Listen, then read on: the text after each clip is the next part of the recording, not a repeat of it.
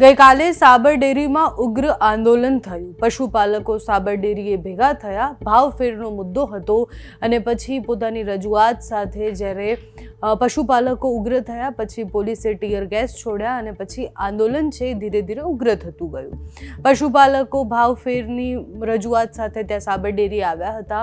બહુ જ બધી વાર રજૂઆતો કર્યા છતાં પણ સાબર ડેરીએ ન સાંભળ્યું અને પછી એક સાથે આટલા બધા પશુપાલકોએ ભેગું થવું પડ્યું। ભાવફેરના મુદ્દાને કારણે ભેગા થયેલા એ પશુપાલકોની જ્યારે કોઈએ વાત ન સાંભળી, પોલીસે જ્યારે એવું કહેવાય કે લાઠીચાર્જ કર્યો, એના પછી એક વ્યક્તિનું મૃત્યુ પણ થઈ ગયું અને હવે આજે બધાએ ડેરીમાં દૂધ આપવાનો બહિષ્કાર કર્યો છે। મોટા ભાગના ગામના પશુપાલકોએ રસ્તા પર દૂધ વહેતા કર્યા છે અને એક પશુપાલકનું મૃત્યુ થયું એ કેટલી ગંભીર કહેવાય ઘટના, કારણ કે પોતાની વાત રજૂ કરવા માટે ત્યાં ગયા હતા। પોલીસનો જે વ્યવહાર હતો એના પર ઘણા બધા સવાલ થયા છે। શક્તિસિંહ ગોહિલે આ વિષય પર એક ટ્વીટ કરી છે અને ટ્વીટ કરતા ઘણા સવાલો મૂક્યા છે, સાથે જ એ પશુપાલકો વિશેની એમણે વાત કરી છે। શક્તિસિંહ ગોહિલે લખ્યું છે કે પશુપાલકો સાથે પોતાનો હક મેળવવા સાબર ડેરી ખાતે ગયેલા ઈડર તાલુકાના જીંજવા ગામના અશોકભાઈ ચૌધરી શહીદ થયા છે। તે દુઃખદ સમાચાર છે। પ્રભુ સદગતના આત્માને ચિર શાંતિ આપે અને પરિવારને દુઃખ સહન કરવાની શક્તિ આપે તેવી પ્રાર્થના।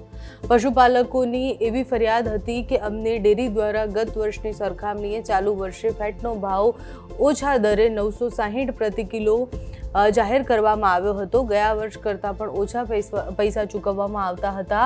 સાબર ડેરી દ્વારા પશુપાલકને ભાવફેર ઓછો ચૂકવવામાં આવતા મામલો બગડ્યો હતો। સાબર ડેરી ખાતે પશુપાલકો ભાવફેર ઓછો ચૂકવવાનો વિરોધ કરવા એકઠા થયા હતા। આ દરમિયાન પશુપાલકોને તેમની માંગણીઓ રજૂ કરવા માટે ડેરીના કમ્પાઉન્ડમાં અટકાવવામાં આવ્યા, જેના પગલે પોલીસ અને પશુપાલક વચ્ચે માથાકૂટ થઈ।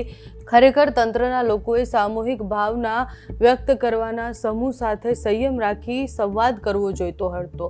બળ પ્રયોગ કરી દેખાવકારોને દબાવી દેવાની સરકારની તંત્રની નીતિ લોકશાહીમાં યોગ્ય નથી। બીજેપીની સરકાર છે અને ડેરીમાં વહીવટ કરતા 16 પૈકીના 15 વ્યક્તિ પણ એ જ વિચારધારાના છે, ત્યારે પશુપાલકોની વાત સાંભળી તેઓને ડેરીની અંદર બોલાવી સંવાદ કરવો જોઈતો હતો। એક વ્યક્તિએ જીવ ગુમાવ્યા ન હોત જો આવું થયું હોત અને વાતાવરણ પણ ખરાબ ન થયું હોત। સરકારે તાત્કાલિક ધોરણે નિયામક મંડળ પાસે પરામર્શ કરી અને પશુપાલકોની ન્યાયિક માંગણી સંતોષવા પ્રયત્ન કરવા જોઈએ। મૃતક પરિવારને પૂરતી સહાય આપવી જોઈએ। બળ પ્રયોગ કરનારને મૃતક અશોક ચૌધરીના મૃત્યુ માટે જવાબદાર વ્યક્તિ સામે કડક પગલાં લેવા જોઈએ। ગઈકાલ મોડી રાત્રે આ સમાચાર આવ્યા કે અશોકભાઈની તબિયત ટીયર ગેસ છોડે એના પછી એમને શ્વાસ લેવામાં તકલીફ થવા લાગી। એમના ભાઈના કહ્યા મુજબ એમને જ્યારે તકલીફ થઈ એના પછી એમને સાઈડમાં બેસાડી જ્યુસને બધું પીવડાવવામાં આવ્યું। પછી થોડા તંદુરસ્ત ફીલ જ્યારે એમને થયું ત્યારે એમને ગામ પાછા લઈ જતા હતા કે હવે વિરોધ પ્રદર્શનમાં આપણે નથી રહેવું, અને પછી રસ્તા વચ્ચે જ અશોકભાઈની તબિયત વધારે ખરાબ થઈ। એમને હોસ્પિટલ લઈ જવામાં આવ્યા। હોસ્પિટલ લઈ ગયા પછી ત્યાં ડૉક્ટર એમને મૃત જાહેર કર્યા। પશુપાલક, ખેડૂત અને બહુ જ બધા એવા વર્ગના લોકો છે કે જેમને પોતાની મહેનતના પૈસા ક્યારેય મળી જ નથી શકતા। બનાસકાંઠાથી લઈને અલગ અલગ જગ્યાના ખેડૂતો છે કે પછી અલગ અલગ જગ્યાએ પશુપાલન કરતા લોકો છે, એમની અલગ અલગ સમસ્યાઓ છે, પણ એ સમસ્યા પછી પણ એ લોકો ક્રાંતિ લાવી શકે એટલે લાવી શકે છે કારણ કે એમને એવું લાગે છે કે આ વ્યવસાયમાં આગળ કંઈક થઈ શકે છે। પશુપાલકોનું જીવન એમ પણ ખૂબ કઠિન હોય છે, ખેડૂતોનું જીવન પણ ખૂબ કઠિન હોય છે। એ બધાની વચ્ચે જ્યારે ડેરી પર ફેટ જે ભાવ આપતી હોય છે, પર ફેટના ભાવ જ્યારે લાસ્ટ યર કરતાં પણ ઓછા આપે તો પશુપાલકો કેવી રીતના પોતાના પશુઓ સાચવશે, કેવી રીતના બધું કરશે, એ બહુ જ મોટો પ્રશ્ન હોય છે।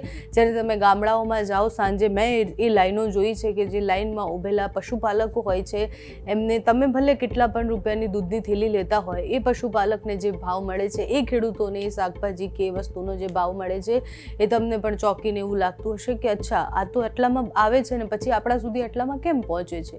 એ બધી જ વચ્ચેની વ્યવસ્થાઓ, મંડળીઓ કેવી રીતના ચાલે છે, બહુ જ લાંબા મોટા વિષયો છે, પણ અત્યારે મેઇન મુદ્દો એ છે કે સાબર ડેરી સામેનો એ વિરોધ, અને એ વિરોધ પછી એટલો ઉગ્ર બની ગયો કે એક માણસનો જીવ ગયો। હવે એ માણસનો પરિવાર હંમેશા એ પૂછતો રહેશે કે એ વિરોધ પ્રદર્શન દરમિયાન પોલીસે લાઠીચાર્જ કેમ કર્યો। આંદોલન ઉગ્ર બને છે તો પછી એમને વાત કરવા માટે સમય આપવામાં આવે. ચેરમેન વાત કરે કે પછી સાબર ડેરીના કોઈ પણ વ્યક્તિ વાત કરી અને આ મામલો ઠારે પાડી શકતા હતા, મધ્યસ્થી કરાવીને કોઈક વચ્ચેનો રસ્તો નીકળી શકતો હતો. પણ જ્યારે સંવાદ અટકી જાય છે, જ્યારે વાતચીત અટકી જાય છે, ત્યારે આંદોલન ઉગ્ર રૂપ ધારણ કરે છે અને સામાન્ય લોકો એ આંદોલનમાં પોતાના હક માટે પોતાના જીવ પણ ગુમાવે છે અને એ સ્થિતિ સાબર ડેરીમાં થઈ છે. તમારું આ વિષય પર શું માનવું છે અમને કમેન્ટ્સમાં જણાવજો. અત્યારે આ વિડીયોમાં બસ આટલું જ. જો તમે અમને યુટ્યુબ પર જોઈ રહ્યા હોય તો સબસ્ક્રાઈબ કરજો, ફેસબુક પર જોઈ રહ્યા હોય તો ફોલો કરજો, અમારા આ વિડીયોને લાઈક અને શેર કરજો.